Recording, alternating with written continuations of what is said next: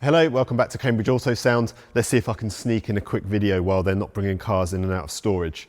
This is a Volvo V90, I think it's a 2018 or 2019. It's got a private plate on it, so I can't even see the year behind our vanity plate. And it's just been in all week, well, Monday, Tuesday, Wednesday, 3 days for an audio install. Quite a comprehensive one, three-way front end, semi-active, I'll explain that in a minute.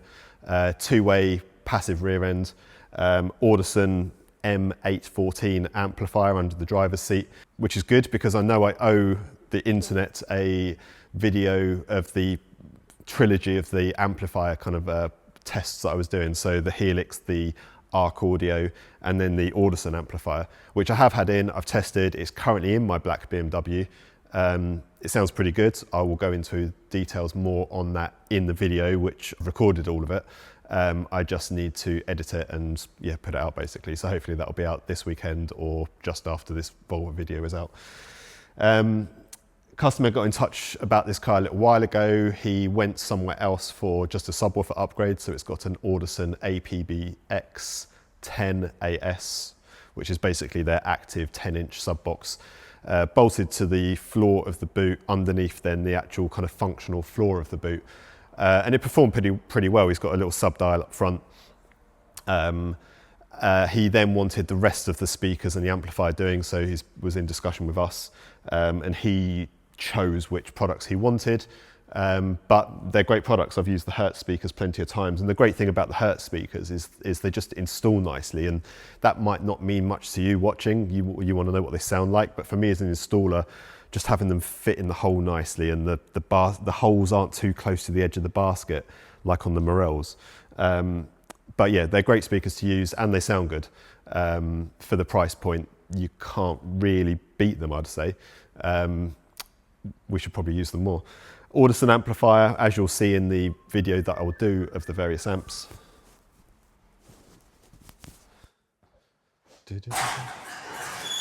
Give me 5 minutes. I'm just doing a video quick and then I'll move it. Maybe 10 minutes. Leave it there, it's fine. Yeah? Oh, it's still recording. Okay. Can't remember where I was. Got interrupted after all. Let's put that back on blue. Yeah, Audison amplifier, we're doing the video of that, so you'll see my thoughts on it in the coming days.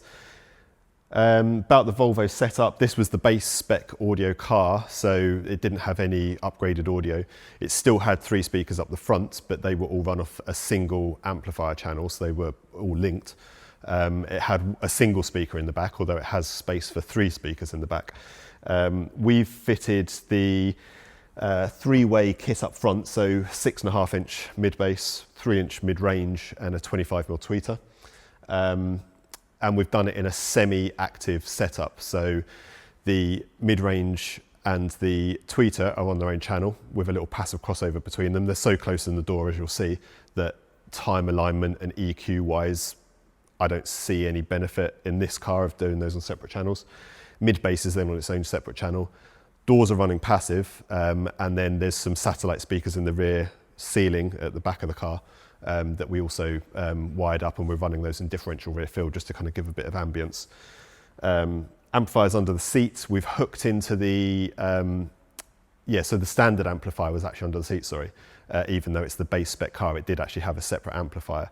And that was running 6 channels output, 1 for each door and then 1 for each of the satellite speakers in the rear. I guess the upgraded audio system in these Volvos, I don't know what brand it is actually, I don't even know if it's Harman Kardon, Bose, Burmester or whatever, I'm not too sure the name of it, but I would presume that they would then run either an active or a semi-active setup like we've done. Maybe there'd be a centre channel as well, maybe it would have a tweeter in the rear door, but upgrade wise it would be very similar. In terms of integrating to the car, we've used the Vibe Optimost 150 because it's a Most 150, not Most 25 like some of the BMWs. It's an expensive box, it's $899, but in terms of connecting to the car, it's a much better way than taking the outputs from the amplifier and having to re-equalize them. At least we've got the nice, clean, flat signal. And it sounds really good. It picks up all the parking sensor beeps, door open beeps, anything like that. So yeah, it's something to factor into the cost, obviously, but it is the best way of doing it in a car that has got fibre optic. Let me just grab the camera, show you around the car, although there's not much to see because everything's hidden behind the grills. I'll drop in pictures that I took of like the speaker adapters and the foam and the sound deadening that we've done.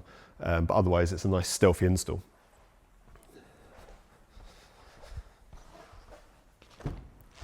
So front doors, they've got the tweeter and the mid-range in the door. Arguably the tweeter might sound a bit better further in the dash. Take that soundstage a bit further forwards, but like I say, with them so close together, you can run those off the same channel. 6.5-inch mid-bass on our own designed and 3D printed baffle. I'll drop some pictures in. Door was sound deadened by the customer before it came in, so that saved a bit of time and cost. And then we have added some foam just to make sure there's no rattles in there. So yeah, 3-inch and tweeter on the same channel with a passive crossover in between those, so they were pretty much acting as one speaker. In the rear door, it did just have a mid-bass that was playing full range as much as it could. We've added a tweeter. It has actually got a hole for a mid-range as well. I don't think that would be massively beneficial for the driver, maybe for rear passengers. If someone wanted to upgrade the rear, they could put a mid-range in it as well. But for this application of just a mid-bass and a tweeter, it works perfectly fine and sounds great from the driver's seat. In the boot, we've got all the bits that we took out for the customer. So these were the original speakers. We designed our own ones of those and printed those. So now it's got the Hertz Melee Pro kit in. That was the factory amplifier that was sat under the driver's seat. And we've just made our own board and put the Audison amp on there so it sits nice and tidy underneath the driver's seat. Saved running speaker wires front and back because everything was already up there. The Vibe fibre optic module managed to fit underneath the seat as well, so that was all good. And that's pretty much it. Oh, underneath the floor, like I say, is that Audison. I'll drop in a picture of that. Slight change of plan. It's the week after I recorded the first little video. The Audison subwoofer is no longer in the car because it turns out the owner's a bit of a bass head, and picked it up, had a quick listen to my car and was like, oh, I need this kind of bass in my car. So we've gone for a very similar setup to what I've got in my black BMW. I'm pointing at it because it's just there sitting in the aisle, ready for me to go home actually, because it's quite late. It's about 8 o'clock. So we've got two Herts MPS 250 subwoofers now. That's a 10-inch slim subwoofer. Good job we went for a slim subwoofer because space was tighter than I anticipated underneath the boot floor. And that's running off an Audison SR500.1.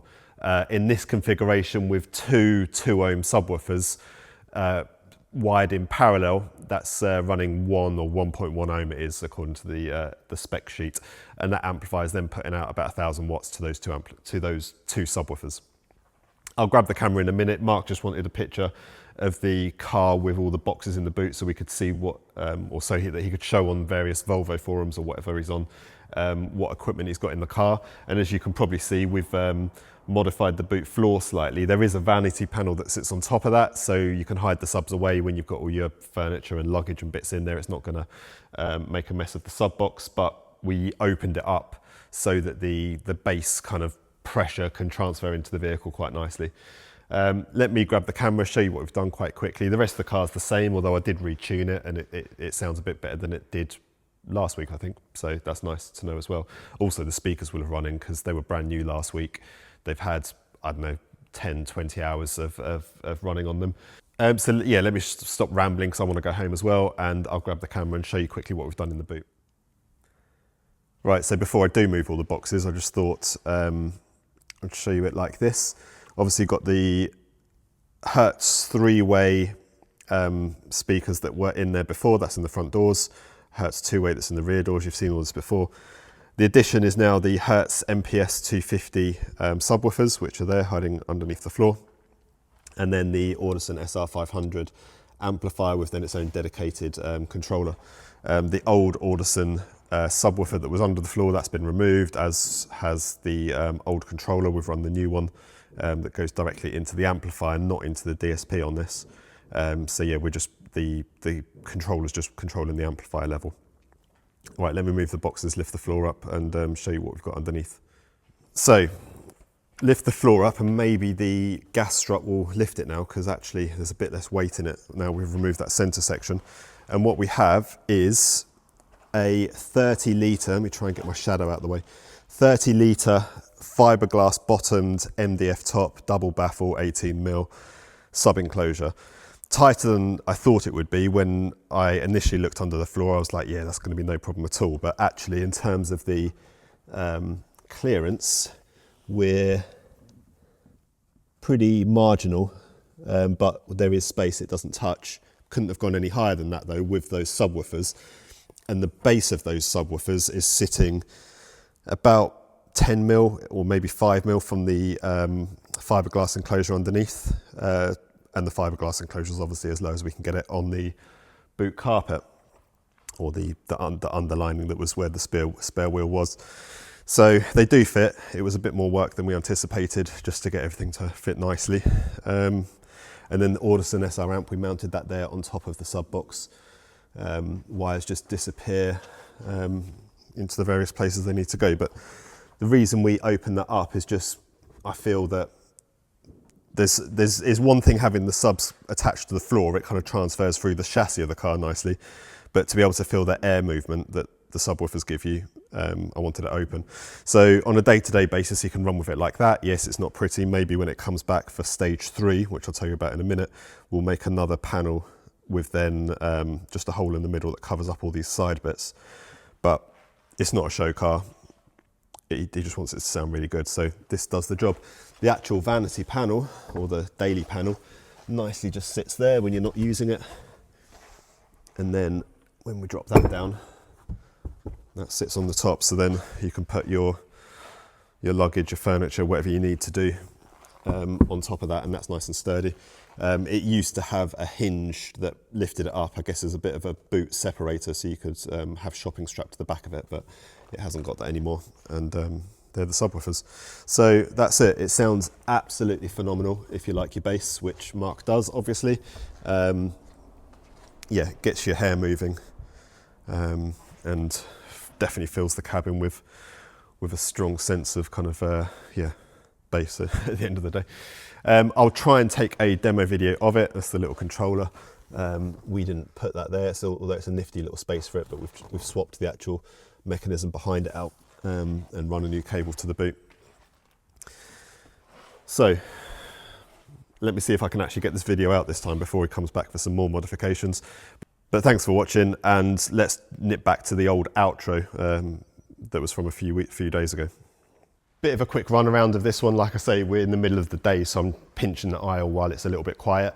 If you've got any questions about this car or any other Volvos, feel free to drop us an email, and we will hopefully see you in the next video.